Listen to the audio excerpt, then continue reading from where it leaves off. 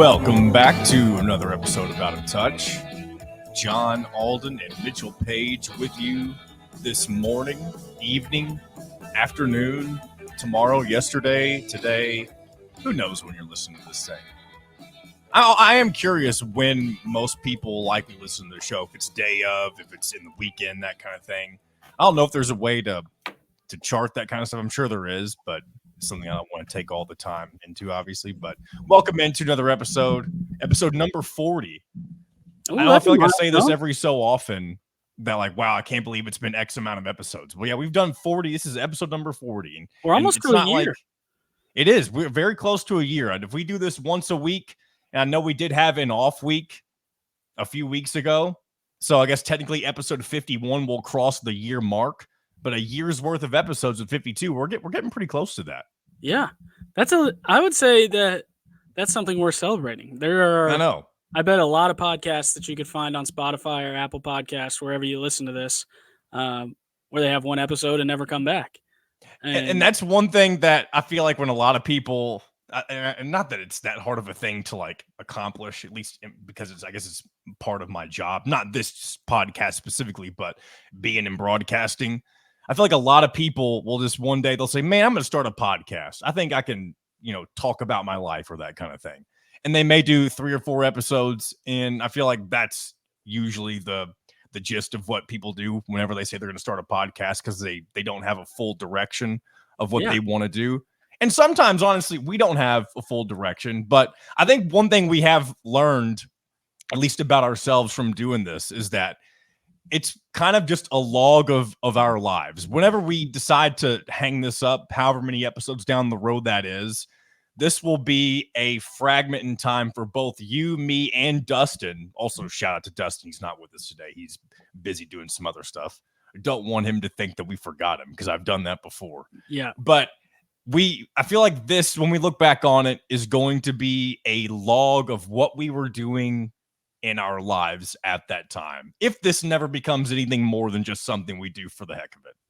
Yeah, I agree. I mean, and we've talked about that a whole bunch. It's as much for us as it is for the listener. I mean, I still look forward to this every week, and I give you a ton of credit. We don't give you enough credit. You're the glue to this operation. And I'm not asking for credit. I would never. No, I know, but I wanted to make sure that you get all the flowers that you deserve for keeping us held together. Because I know if it was just on me, I usually don't remember that we're recording until I get a text from you. So, and it's gotten a little better now. Now it's part of my routine, but especially in those first 4, 5, 6, maybe 10 weeks, we'd get to Tuesday night at the time and think like, oh gosh, we have to do this tonight. I totally spaced it. And it was basically a last minute thing, and let's hop on and see what's going on with everybody. So without you, man, we'd be just like some of those other guys. But now look at us. I appreciate it. And I don't really know what it is. I think there's always been something in me that doesn't want to be the person who doesn't follow through. So I would say definitely one strength of mine is if I say I'm going to do something, I mean, I'm not going to say I'm perfect with it, but 95% of the time I'm going to do what I say I'm going to do. So yeah. With that being said, welcome into Out of Touch once again. Real quick, I was doing a little music. Anytime I'm getting the show set up, whether it be one for just me and Mitchell or for all 3 of us, I'm usually in the background, like Mitchell and Dustin will pop in, and I'm usually listening to music of some sort, just kind of chilling, relaxing, vibing before we get the show started.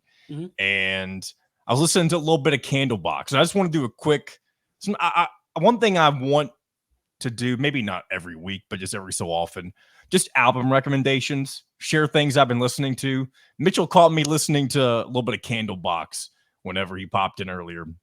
And the debut studio album by Candlebox, if you're somebody who's into that 90s grunge, that is a really, I don't want to call it a deep cut of an album necessarily, but if you're into like Soundgarden and Alice in Chains and those bands from that era, Nirvana, and you've never listened to Candlebox, highly recommend that debut album. It's literally just their name, Candlebox.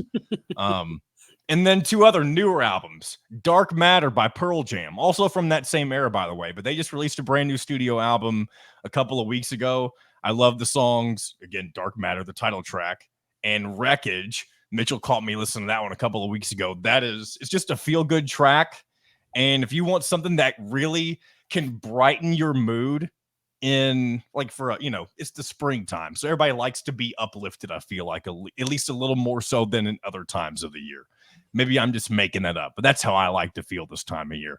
Listen to Wreckage by Pearl Jam from that album. And then this is something that, Mitchell, you may not expect me to recommend, but the new album from Justin Timberlake. Yeah, Justin Timberlake is a guilty pleasure of mine. I love it. I respect it. And I don't know. I think I know where it's rooted. When I was a kid, my mom was really into NSYNC. Shout out to my mom. And she used to play one of the NSYNC CDs. And I remember always listening to the song Dirty Pop or something like that. And there's a bunch of other different ones. But that's the one that sticks out in my mind. But since then, I've always kind of just enjoyed Justin Timberlake's music throughout his career. And now he's been doing it for, I guess, 20 plus years or whatever. And the new album's fire. And it's just one of those, man, it's me saying fire. I sound so white when I say that, by the way. You do. Gosh. But if you just want an album that has a bunch of songs you can just kind of jam out to while you're driving or kind of dance in your car, I like to do that. I like to sing and dance and be a fool sometimes. Check that out. Everything I Thought It Was by Justin Timberlake. And I know I've never done that on this show before, but it's something that I've kind of wanted to do. And again, maybe I'll do that every so often, especially in these duo episodes where the vibes are a little more laid back. And not that they're not laid back with Dustin, but sometimes I feel like it's more of a just we're hanging out, talking, catching up. I agree. I like it. You came in like chipper today. You need to listen to, so what are they called? Cereal Box? Whoever they are, whoever you're. Are you messing with me? You said that on purpose. I don't know who it is. Whoever you're listening to, you need to listen to them every time. You got all kinds of fired up energy right now. I like it. Oh my gosh. Candlebox. Them too. But Justin Timberlake is a great pull. I think if everybody always talks about like who would you trade lives with if you could trade lives with one person, he'd be up there. Yeah. The without all the Britney Spears crap. I don't know all of the weeds with that, but I know that there's some hidden. You know more than me. I didn't even know that was a thing. I just know that he's been in a bunch of movies. He has really cool songs, and he's sick at golf. He gets to play all the time. He loves the sport. I think him and I would get along. That's just what I think. And it's really just because of the golf, though, right? That's 100%. That is the extent, the limit of things that we share in common. I cannot really sing. I am not really an actor.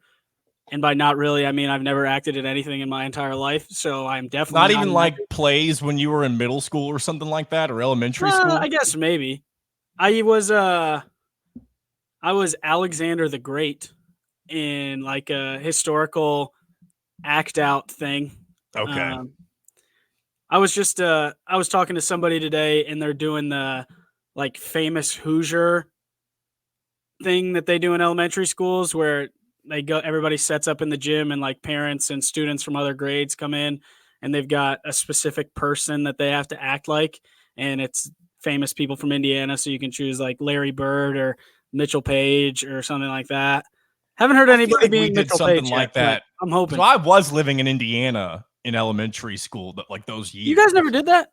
I also don't appreciate that you didn't laugh at me saying Mitchell Page and makes it look like I was being serious. So there's someone for the last 5 seconds that are thinking like, wow, that was kind of a narcissistic. I think I was just thinking in my head, like, did I do something like that? And for some reason, I feel like this may have been the same thing, but I remember we dressed up like something or someone, and it was like in the style of a wax museum or something like that. Yeah, that's exactly what it is. So you dress up like that person, and you can go around and you've got like a 2-minute speech. Oh, we definitely did this. Yeah, that you had to. This is an Indiana thing? I think it's an everywhere kind of thing. Okay. But I went to elementary school in Indiana, so it was famous Hoosiers. I'm sure if you went to school in wherever, North Carolina, it'd be famous people from North Carolina. But yeah, I can't remember. I was trying to think of who I was. Probably a basketball player of some kind, if I had to guess. But I always thought that was a cool thing. We also did a Pioneer Day. Did you ever do that? Pioneer Day. That sounds. I know we did like stuff with like Pilgrims and the Mayflower and that kind of thing for Thanksgiving. I don't remember if we did Pioneer Day. Yeah, I think it probably got the axe because some kids had to dress like Native Americans and others dressed like the Pilgrims. Not politically correct kind of thing. Yeah, and I mean I get it, I guess, but we were definitely not, as a fourth grader, trying to be racist or whatever it was. We were just having fun eating Thanksgiving food and running around dressed different than we normally would, but that's neither here nor there. But I remember those days being a lot of fun. I hate that Dustin's not on for what we're about ready to talk about because I know this is both yours and his wheelhouse.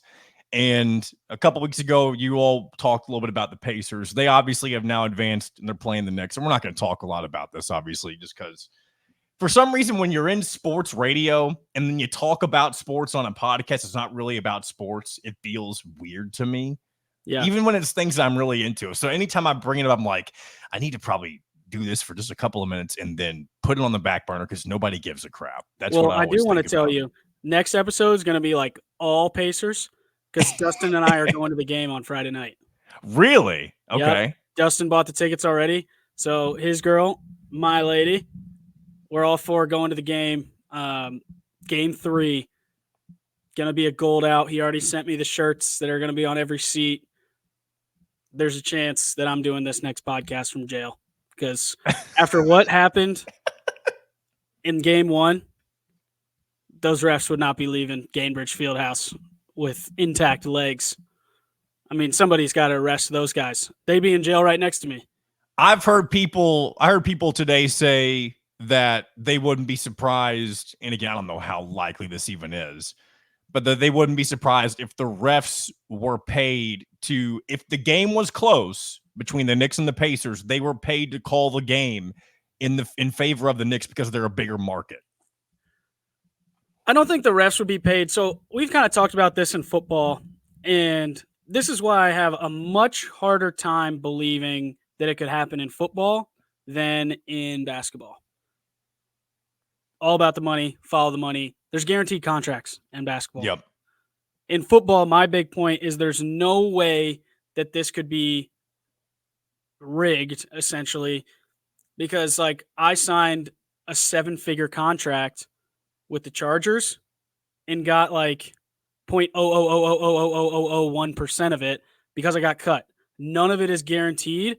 And that's the same thing that all these guys are playing for. Like 80% of the league is undrafted guys that are living game to game, living and dying with how they play on Sunday. And that determines whether they feed their family. These guys in the NBA sign 2, 3, 4-year deals where 80% of this money is guaranteed.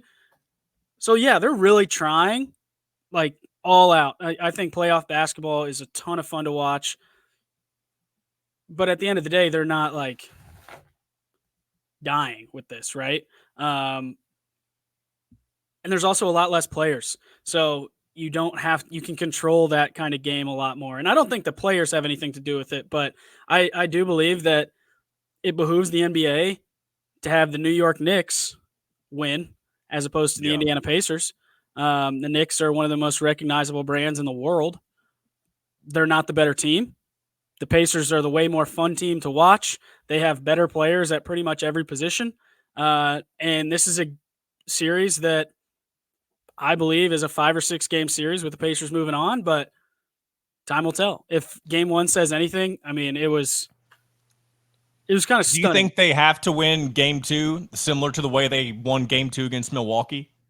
It'll help. Yeah. I think that they've got to go out and win by 20 if they're going to win, though. If they get in that situation, the same thing will happen.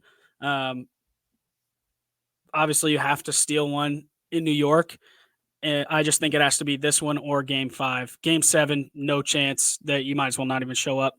The Knicks are going to play the Celtics because that's the better matchup if you get all the way to game 7. But, yeah, I mean, it's this one or game 5. So, yeah, it's a big one tomorrow night.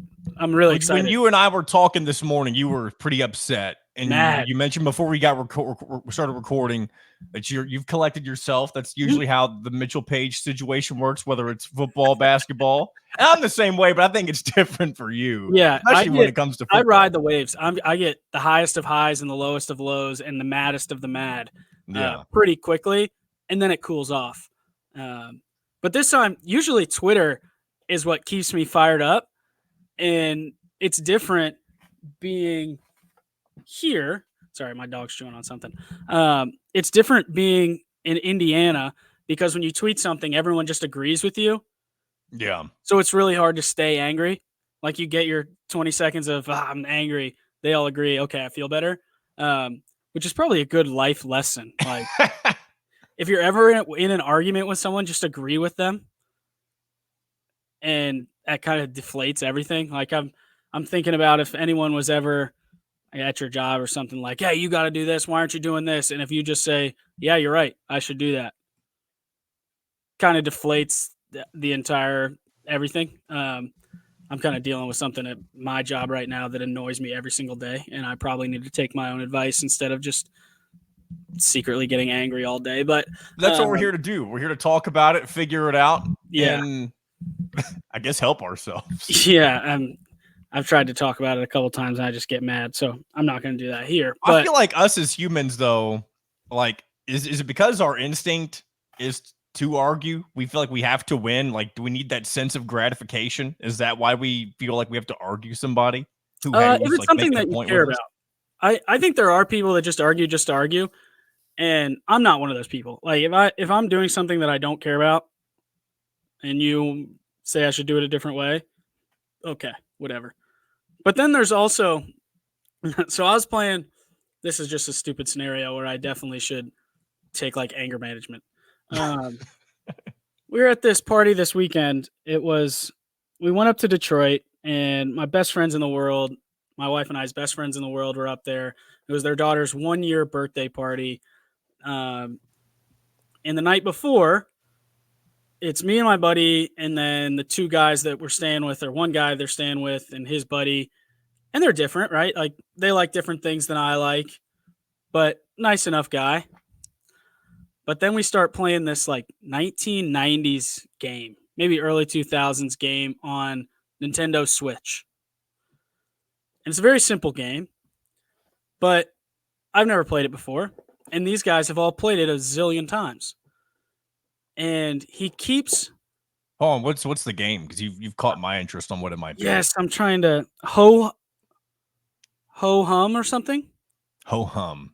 I've not. If that's real, if that's the real name, I've never heard of it. Now I gotta look it up. So essentially what happens is there's two buttons. You have this little guy that you control. He's got to grab onto these ropes and you have to swing up and you get to this objective and you can grab onto the other guy. Maybe it's heave ho, actually, now that I'm thinking about it. That's what it is. Heave ho. Yep. So these two little, you have your own character. You have to grab onto these ropes. You swing up there. You spin around. It's a very simple game. And you can grab onto the opponents. And we were playing 2v2. And this guy, Hunter, that I've never met before,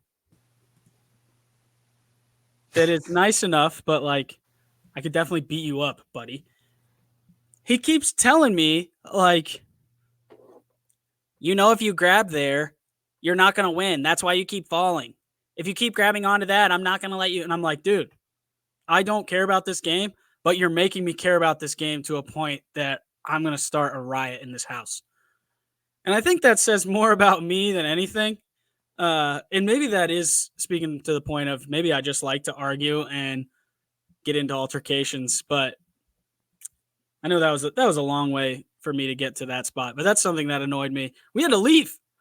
I had to text Laura, like, I'm going to kill this kid if he doesn't stop talking. How old was this kid? 28 probably. 29.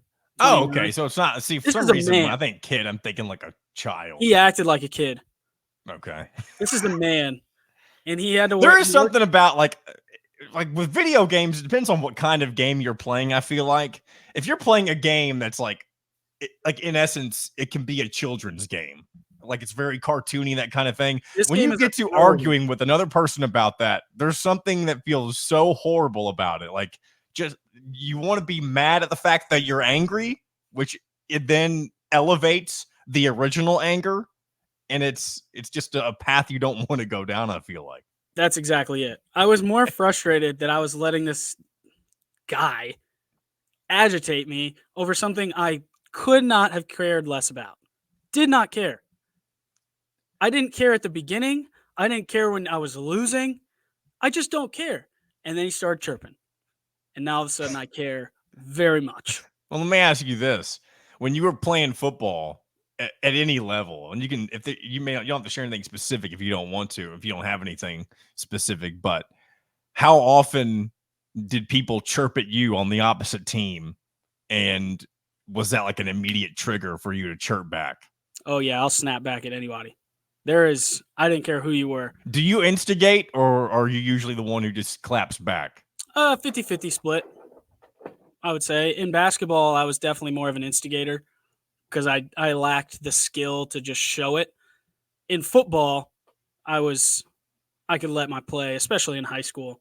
Like if I played low A football in Indiana, like I was not playing against.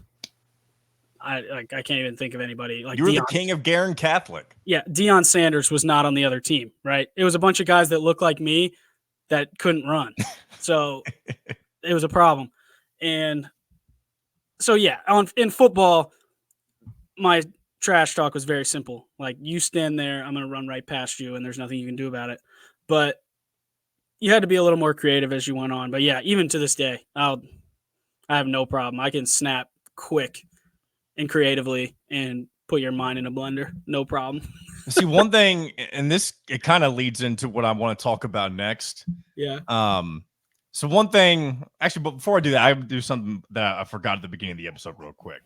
Town name trivia. I put that up on a poll, Twitter, YouTube, Spotify, and I'm really shocked with the results. So I asked if people would want us to bring it back and start doing the punishment wheel, that kind of stuff. And when you average all the polls together, it came back at about 75% of a yes. So next week we're gonna resume town name trivia with Dustin and Mitchell, and see where that takes us. We'll give that punishment wheel a shot. So again, being the self-deprecating human that I can be sometimes, I didn't think people liked it, or people are just patronizing me because they don't want me to feel bad. One of the two. I don't think that that's the case. Well, I appreciate anybody that voted. And if you saw it, me voted, too. I know it takes 1 second, but that's a cool thing, and we appreciate it. Because I wonder too, I'm like, how many people voted that don't listen to the show and they just wanted to vote on something? Do you ever do that on Twitter? You see a poll and you just hit one of the answers because you want to participate in it? 100%. Or I'm interested in seeing where the vote lies. Yeah, because you can't see it unless you participate in it. Definitely. But I think that also goes back to what we were saying at the beginning. Like, it makes it a lot easier to do 40 shows when you know that there are people listening to it and we're getting some interaction on Twitter. That's a main reason why we're doing this. It's cool to chat with each other and interact with you guys. So keep it up. MVP. We still need to eventually do. I remember back when we first started the show, we had a goal. We were like, we're going to get to 100 subscribers. We'll do a live stream. Well, we had a big flood, and flood's a very exaggerated word. We had a good jump at the beginning of subscribers, and that tapered off very quickly. And so getting to that 100 mark was a lot. Well, I say was. We still aren't there. But getting to that was more of a challenge than I anticipated it being. But we'll still hold it up. Once we hit 100, once we get 100, tell your friends. We appreciate everyone that listens. One thing you can do is pyramid scheme this thing to the moon. You tell 2 friends, tell them to tell 2 friends, and now look at us. Now all of a sudden it's a Ponzi scheme and we're all in jail. We love it. So first you're in jail for what's going to happen on Friday, and then down the road. I was almost in jail for this Hunter guy, and now that too. Little white collar crime, Ponzi scheme.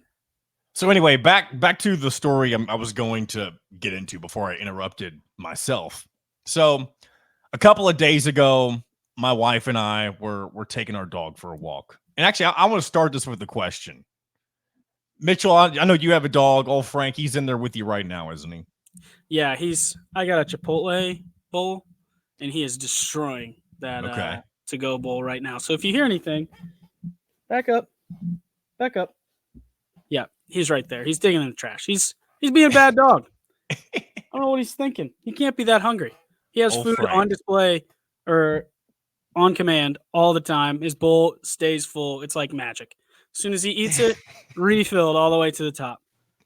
And he's digging in the trash. I don't have an explanation for I that. can't remember. Is he a wiener dog, like mix of some sort? He is not a wiener dog. He is an Australian Shepherd, Border Okay. Collie, Coyote, Oh, Hound, damn. Wolf. Yeah, he's the man. I feel like you made some of those up. He's part coyote, wolf. Yeah, that was mostly made up. Okay. I know there's some Border Collie in there. Anything else besides that, I got nothing. He's like a All brindle. right. He's cool. So my question, do you ever just leave Frank outside in your yard, front yard, backyard? Is it fenced in? Do you do anything like that? When I leave the house? Or in general, like you can be home and you let Frank go outside. You let him just go hang out outside. Oh, Do you yeah. have a fenced-in yard? Yeah, Or he an spends electric most fence? of the day on our porch out here. Okay. So I'm just curious. So whenever my wife and I were going this, we've been walking our dog, very frequently this time of year. It's very nice outside. It's good for us to get out, and we have a very walkable neighborhood. And on this particular day, there were two different examples of, I don't really know what to call it exactly. I'll just explain what happened. So we're walking past this first house, right? And the house, we're on the sidewalk where there's a street, and then on the other side of the street is the house in question with the dog. And the first dog is just standing. He's out in the front yard. The owner's out there with him, but he's not leashed. He's just kind of roaming free. And the closer we get to the house, at first I'm thinking, okay, the dog's probably on an electric fence. It's probably not a big deal. But I'd never seen the dog out in the front yard.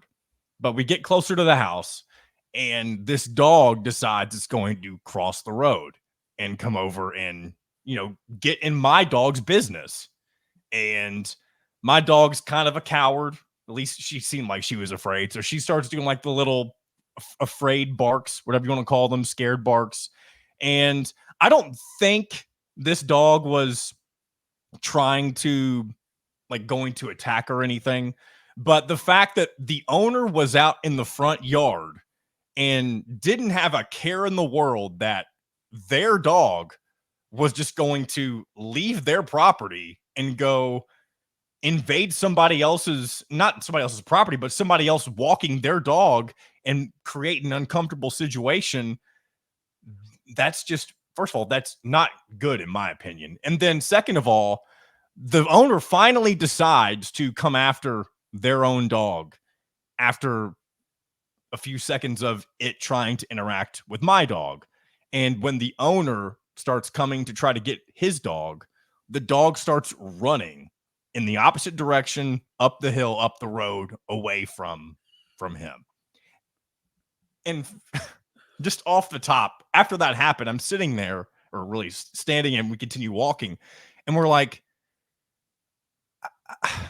I hate it's tough for me to talk about this kind of stuff for a couple of reasons. I hate judging people's parents. It's not really parenting, but dog training. But at the same time, I know this is wrong. If you're going to leave your dog out in the front yard unleashed without an electric fence, you have to know your dog better than that, or it has to be trained to not just get up and go and then not be able to come back to you whenever you want it. And it just runs through. I mean, it could have gotten run over. It could have gotten attacked by a different dog. It could have, a number of things could have happened. Yeah. First of all, that's a great story. That's only part one. I'll let you react to that. But there's a second part to this with a different house. Yeah. Okay. So first dog, so the way my house is set up, we've got kind of our side and backyard are all fenced in. So when I say Frank hangs out all the time on the porch is in the fenced part. Franklin has never been in our front yard unless he's on a leash. And Franklin's a pretty good dog. Like, I wouldn't say he comes on command, but he listens eventually. And I don't think that he would ever do anything. So I guess I have a follow-up question. And sorry, my eyes are a little itchy. That's okay. It's that time of year. Man, they're killing me. What was the demeanor of the dog as he was approaching you? So when the first dog approached, it seemed like it was curiosity, but it was also when we first started approaching, he was doing some barking. It didn't seem like it was vicious barking. It was just like, hey, you're coming near my territory. I'm gonna bark for a few seconds. But the closer we got, then he made his move to come toward us. If I remember right, the barking stopped, but then it was just like he was wanting to get in our business, get in my dog's business, and that's when things got weird and that kind of thing. Yeah, I I don't think there was a right answer. Like, no matter what, you got the dude in his chair has to know that you can't. Or I guess it could have been a girl, whatever it was, but whoever was in the front yard with the dog, you just got to know. Like, you can't. Because what if, I mean, let's say your dog was hyper aggressive. They don't know if it is or isn't. So they could have the nicest dog in the world.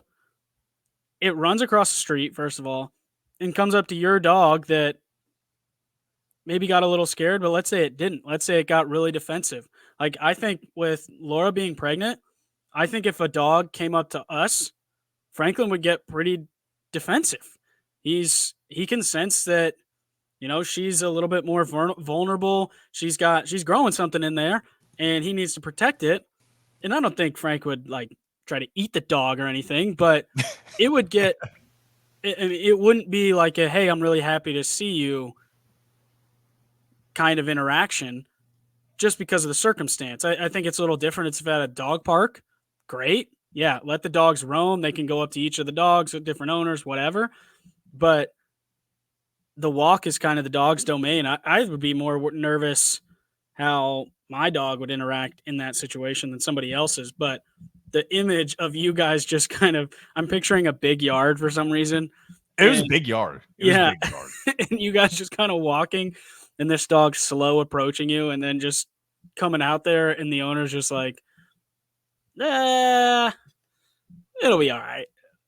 I just can't imagine being like that. I don't know.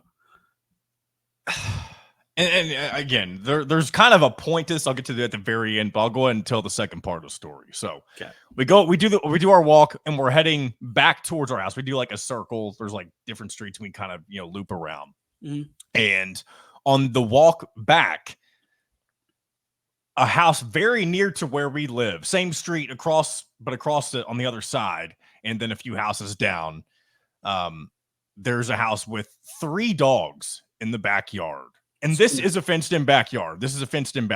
But anytime we walk past this house and the dogs are outside, they all get like super, maybe aggressive isn't the right word, but they get like super hyper and they're all kind of fighting each other and they start trying to climb the fence and stuff like that. Well, every time we passed it, we always wonder, like, is there a chance that these dogs can actually get out of that fence?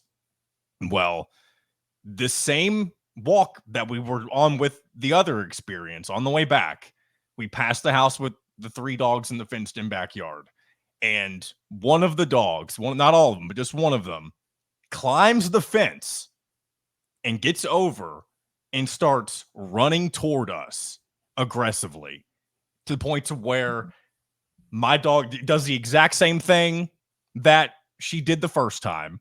Except, this is a lot more of a, like, I need to do something about this. So I pick her up. And if I remember right, I think there was, like, I did kind of see what was going to happen first before I picked her up. I think there was some, like, aggressive barking or maybe he snipped at her. I can't remember. It was a lot of it happened so quickly that I didn't really know what was going on. I couldn't believe that the dog jumped over the fence. And so I grabbed my dog, Lily, and my wife goes up to that house and knocks on the front door and says, hey, your dog got out and almost bit ours, something like that.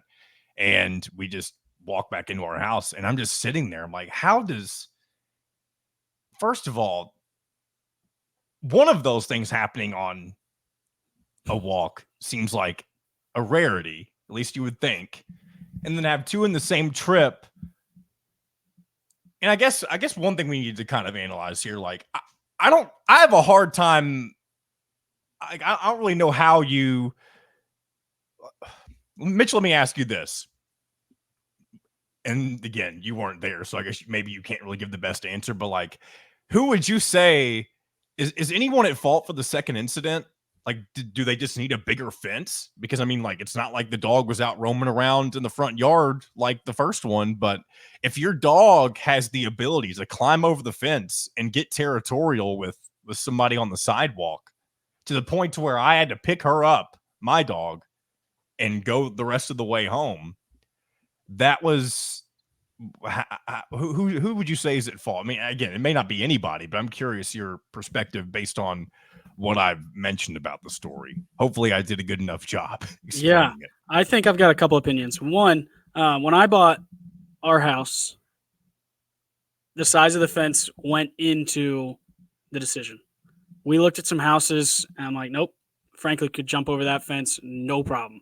And I wasn't necessarily worried about him going and attacking anybody, but if he sees something that's exciting, this guy can jump. He's athletic.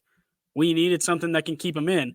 And it sounds like this dog has some tenacity and climbed the fence and got like that's, I would say it's probably a 50-50 split. Like, yeah, there's not really much you can do about it, but you also have to, it goes back to, you have to know your dog. And I know I've watched Franklin without any momentum jump over our couch without touching the couch floor to floor. Like, I know he can jump. So the fence and what's in front of it and how easy it is to just jump over that thing was an important part of our decision. There's also, I mean, that's a hyper aggressive, whether he was coming to play, coming to attack, whatever he was doing, to go through that much to get to you guys is kind of a scary thing. I don't know.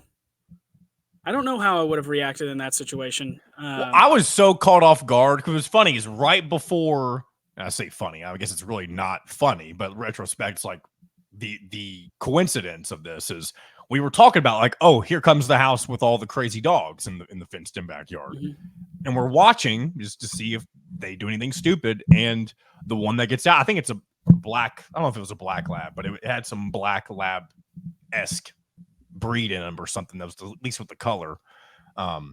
We see it grab hold of the fence and then make a little jump, and there it is climbing over. I'm like, oh my God, this is actually happening. And for a minute, we're again reacting in real time. Like, is this an aggressive dog? Is it just gonna play like you were saying? But it seemed very territorial. And again, I know our dog didn't get bit, but my wife says she was snipped at or something like that. I was too busy just looking around to see if anything else was happening. Yeah. And then I ended up grabbing our dog and just going. But yeah. I'm curious, and I don't think there's any right answer, but I'd be curious what people think is the right answer, because as a reaction, do you grab your dog or the other dog? Oh, definitely your dog, in my opinion. I would have not thought to grab their dog. I feel like I'd get bit. Yeah, I disagree. I think in your situation, when you have your wife there and your dog, I think I probably would have, well, I already did. That's why I got my arm in the mouth of a St. Bernard.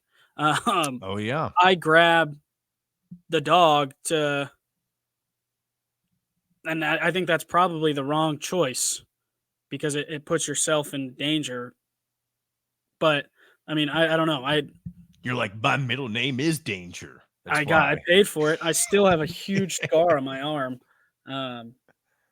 That's going to that'll be an interesting conversation that we'll have to have coming up in November, because we qualified again for the Barstool Classic, and apparently the dog owner is back with this guy. That's my partner. And we have already agreed that we will not be seeing her ever again. So if they go out there, it's going to be pretty awkward if they say, let's go to dinner, be like, I'll go with you, but she has to stay at home. Yeah, I'd be curious. How do you handle that? Now this is kind of a transition, but how do you handle that kind of situation? We're going to get an Airbnb and hopefully be out there for like a week and just take it as a little vacation. It'll be our daughter's first vacation, true vacation. And we're going to have a house and he's probably going to want to come over to the house, but she's like not invited. She's not. She will not step foot in the house. And he's my friend. Still play video games with him all the time, talk to him every day, basically. I've told him that she stinks. He likes her. It's not my place to tell her that or tell him he can't be with her, but I also don't want her around me or any of my family ever. I'd be curious how I'm going to handle that. And we got a lot of time to get there, but I think this is a good time to drop the hotline number with, I guess, both of these situations. If you want to comment on Mitchell's Airbnb situation or on either of the dogs. Stories. Yeah, you're lucky that dog didn't come after you or your wife or your dog. Based on past, so again, like I feel like I'm not doing a good job at painting the picture of like how aggressive the dog actually was, because the dog was pissed, but it wasn't like Rottweiler pissed or, like when you stereotypically think of a dog that's like out for blood, I wouldn't say that that's what this dog was doing. It was just, I don't know, wanting to be angry that we were near its property kind of thing. It was that kind of pissed. When you backed off, did it chase you down or did it leave? So my wife, I didn't see what she did. If she wasn't asleep right now, I'd have her come in here and explain. But I feel like she grabbed it by the collar and walked up to I know she went up to the neighbor's house with the dog. I don't know what she did exactly. But she was able to give the dog back to the owners. Okay. So yeah, that's why I said the dog wasn't out for blood, or else my wife wouldn't have grabbed the dog. Yeah, that I think makes it a little more clear. So this dog was just high energy,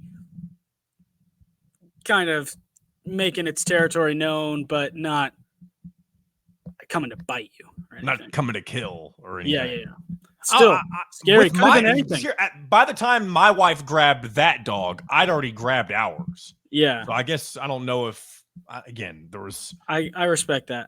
Put your wife in the line of danger. You keep your little dog that was scared of the other dog. I love it. So that gets into my point. That gets into the original. I was going to tell the story probably regardless, but yeah, I learned something about myself that I think I already knew, but I think this just kind of confirms it. And honestly, I know EJ called a few weeks ago.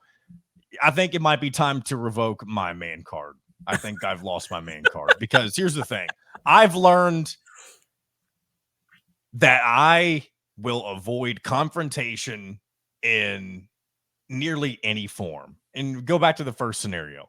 I could have easily said something to the guy out in the front yard, like, hey, can you, keep an eye on your dog or something? But in my mind, I'm like, you know what? I want to keep the peace. I don't want anybody to be pissed off at me. I'm just going to, forgive and forget, just that kind of thing. Mm-hmm. And then with the second one, where again, my wife went up to the door and I've got our dog. I could have gone back over there and given them a piece of my mind. I don't know if that would have been the right thing to do. It probably wouldn't have been. Mm-hmm. But at the same time, I felt like, let's just roll reverse. Let's say that my wife picked up the dog, or our dog, not the neighbor's dog. I feel like I would have been terrified to go up to the neighbors and give them their dog back. I think that's like going out of your way to say, hey, keep after your dog, or you should be on a leash. That's just like aggressive. What's that? Nick Adams or whatever. Alpha. It's like male. Being a Karen, except exactly. What's the male version of being a Karen? I know there's being a Dustin. It's just it's just unnecessary. You don't have to, like, who cares? The dog should be on a leash, but whatever. There was no problem. You guys go on about your day. Dog jumps over the fence, a little scarier. I will say you probably should grab the dog. Now that I'm thinking about it, or at least grab like the neighbor's dog. Yeah, like, or at least defend and let your wife. I feel like the instinct is to like kick the neighbor's dog. Or is that It something you're should be supposed to like do? just at least to put yourself in between your wife and the dog. Let Yeah. her grab the dog, and then you manage crocodile hunter, whatever you have to do. This dog, even if you just like let him go, I don't think you necessarily have to grab him and take him all the way to the house, but be like, hey man, you get away. You need to back up. But I do love that you grab the. Well, I mean, in terms of like proximity, I was literally the one walking our dog. I had the leash in my hand. I was holding my And dog that's back fair. from, I think yeah. that would have been probably my first reaction too. That's why I'm making fun of you. I think I would have picked up our dog. Now, I First. do think it'd been different. I'm curious. Let's just say my wife was pregnant, which she isn't right now. I just want to make that clear.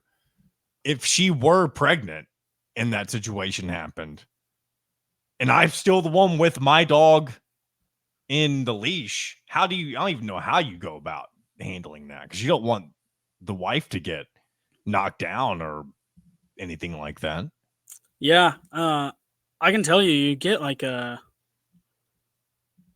it's pretty territorial. You become like this is my territory, and I think you would be surprised how quickly you jump into action against that dog, and not like kill it or anything, but you like go straight down, like you're not coming around here. It's crazy. I know you're on the doorstep of becoming a father, but yeah, and I'm sure you've already felt the change in the way that you act. And I'm curious for me, like what that will be like when that time comes, hopefully in the near future. Yeah. And it just it doesn't, you start to like, my whole life was lived for me. Like I was the most important thing in my life. And then I met Laura, and then she was the more, and you continually move down the pecking order. Like I think I'm probably sixth now in my life in terms of what's important to me. And I just think that comes with different things happening in your life. And hopefully, like you said, you get to experience that very soon. Yeah. When's Laura due?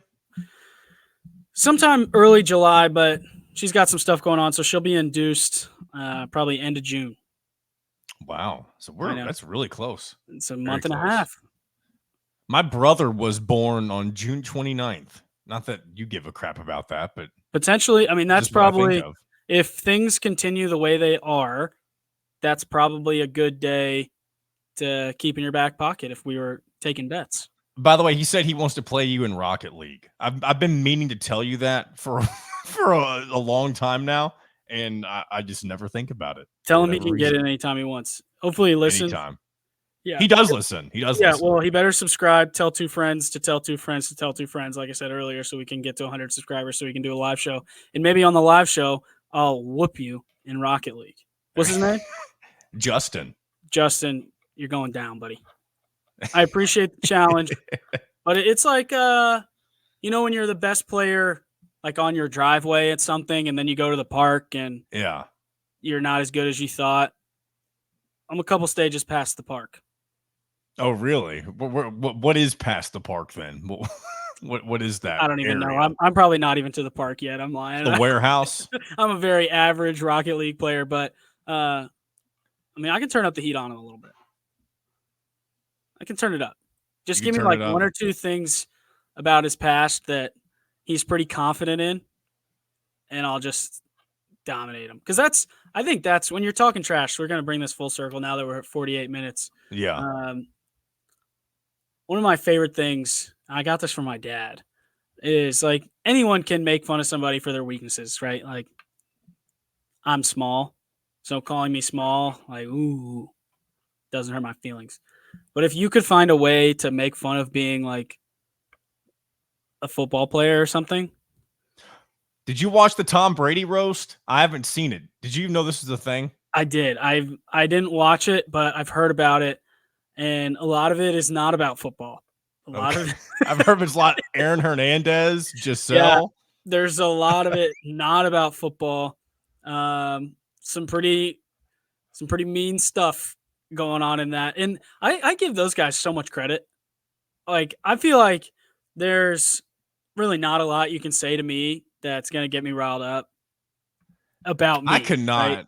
If I But were I not don't that I would think, ever be in a situation where I'm getting roasted, like in that. I mean, people will roast me for whatever the hell they want, especially my family. But like but in on that that grand scenario, stage, hundreds of people in the stands, I'd professional hate it. No, comedians I'd go bearing home and you, cry myself to sleep, and then I'd have no chance of never getting my man card back again. no chance. And I thought Tom Brady handled it with grace and elegance because there was some stuff said about him that I don't know, dude.